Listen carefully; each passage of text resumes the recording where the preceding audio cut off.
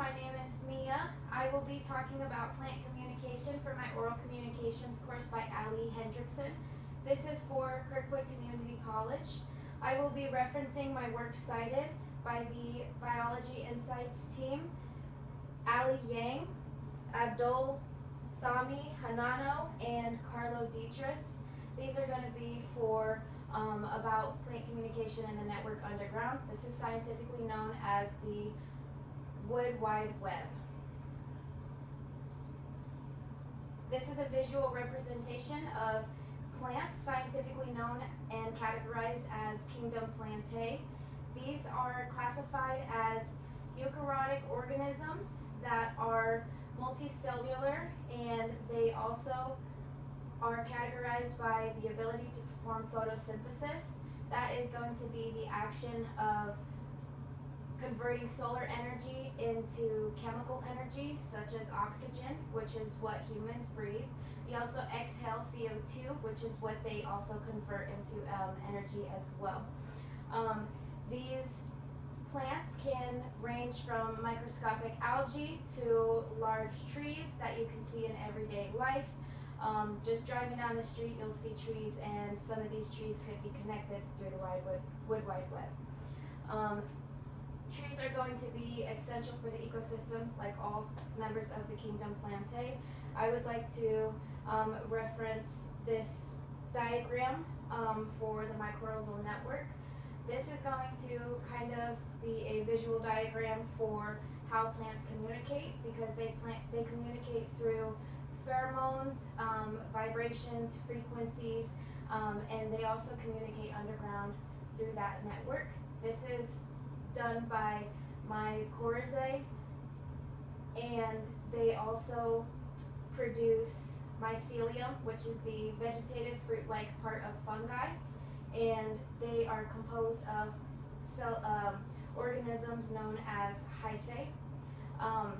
These pretty much connect the plant roots with the fungi so that they can send signals to each other and send nutrients to one another as well.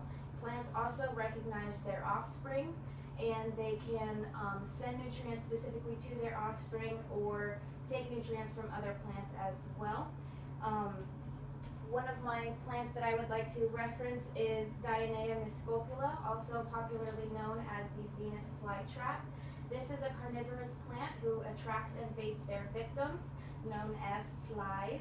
They attract their victims with the bright colors on the inside of their leaves. They also have 6 sensitive trigger hairs that have to be triggered for at least 10 seconds, and at least 2 hairs have to be triggered at a time in order for the trap to snap shut. This is to avoid anything that they don't want to eat, because they have to go through a digestive process.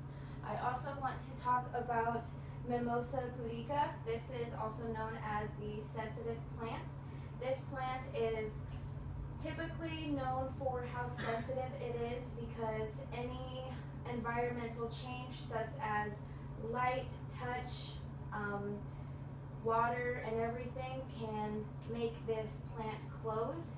The water cells come out and cause the plant to close shut to protect itself from harm or any danger. These also have a natural day and light cycle, so it's like the plant sleeps during the night and is awake during the day.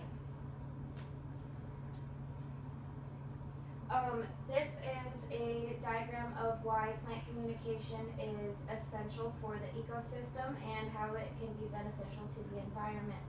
These plants send signals to each other so that they can warn others of danger, such as when you're cutting your grass, they release those pheromones that you smell so that they can warn other grass blades nearby, or they can also affect insects so that they can attract harmful insects to eat the danger, or they can attract good insects so that they can pollinate other flowers nearby as well.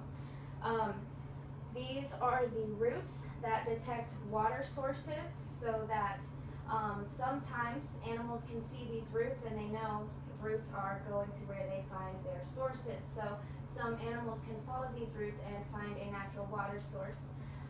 Plants also send frequencies. These are known as hertz that can be heard by humans.